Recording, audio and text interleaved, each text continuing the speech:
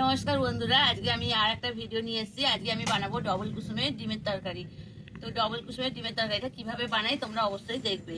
দেখো, এখানে আমি ডিম নিয়ে চলে এসেছি। এখানে এগুলো হচ্ছে ডবল কুসুমের, আর এর মধ্যে একটা সিঙ্গেল আছে। দুটোর মধ্যে তফাৎ তোমরা বুঝতে পারবে, ওই জন্য আমি একটা ওর মধ্যে সিঙ্গেল কুসুমের ডিম নিয়েছি। চলো রেসিপিটা বানানো যাক। ডিমগুলো আমি সিদ্ধ করে নিয়ে আগে জলের মধ্যে দিয়ে দিচ্ছি। দাও তো মা, মা কুঞ্চিটা সরে দিতে বললাম। এরকম পড়লো তো, কুঞ্চিটা পড়েছে।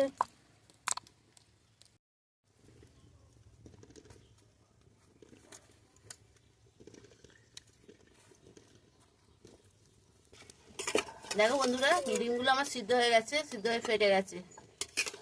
এবার আমি খোলাগুলো ছাড়িয়ে ফেলবো। আমি আদা রসুনটা পেস্ট করে নেবো। এর মধ্যে আমি কিছুটা গোলমরিচ দিয়ে দিলাম, কিছুটা গোটা গরম মশলা এর মধ্যে দিয়ে আমি পেস্ট করে নেবো। এখন বেটে নিই।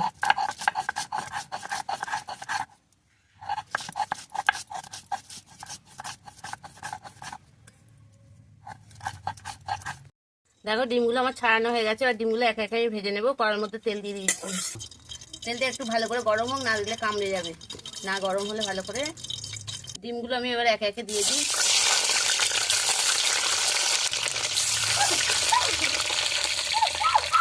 এর মধ্যে হালকা হলুদ দিয়ে দিলাম। দেখো বন্ধুরা, ডিমগুলো আমার ভাজা হয়ে গেছে। আমি এবার তুলে ফেলবো একে একে ডিমগুলো।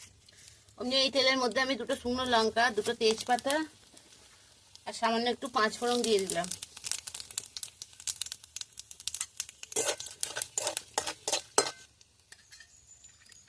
কেটে রাখা আলুগুলোর মধ্যে আমি দিয়ে দেবো।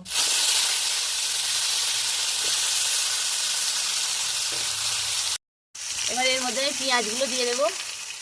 আলুগুলো আমার ভাজা হয়ে গেছে, পেঁয়াজগুলো আমি ভালো করে ভেজে নেবো।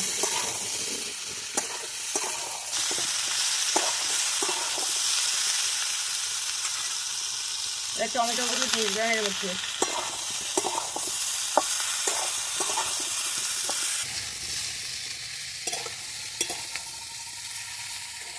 এর মধ্যে এবার আমি একে একে মশলাগুলো দিয়ে দেবো। দেখো, বাটা মশলাটা আগে দিয়ে দিলাম, দিয়ে ভালো করে একটু নেড়ে ছেড়ে নেবো। লবণ, হলুদ, জিরে, অল্প ধনে, স্বাদ মতন একটু চিনি। এবার আমি ভালো করে এটা কষে নেব। এবার এর মধ্যে কটা কাঁচা লঙ্কা আমি দিয়ে দিলাম। বন্ধুরা, তোমাদের রেসিপিটা কিরকম লাগছে তোমরা অবশ্যই আমাকে কমেন্ট করে জানাবে। আর সবসময় পাশে থেকো, আমিও তোমার পাশে আছি। আর ডবল কুসুমের ডিম তোমরা যদি কেউ কেউ খেয়ে থাকো জানাবে অবশ্যই। অনেকে হয়তো খাওনি ডবল কুসুমের ডিম।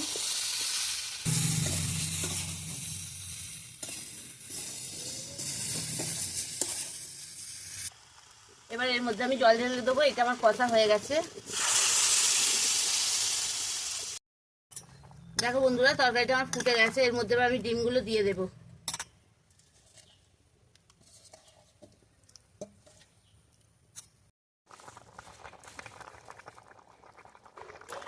এর মধ্যে আমি অল্প ধনেপাতা দিয়ে দেবো। আমার তরকারিটা হয়ে গেছে, নামিয়ে ফেলবো। দেখো বন্ধুরা, আমার ডিমের ঝোল রেডি হয়ে গেছে। তোমাদের রেসিপিটা কেমন লাগলো অবশ্যই কমেন্ট করে জানাবে। আর একটা পারলে সাবস্ক্রাইব প্লিজ প্লিজ করে দিও। তো তোমাদের অনেক অনেক ধন্যবাদ পুরো ভিডিওটা দেখার জন্য। টাটা।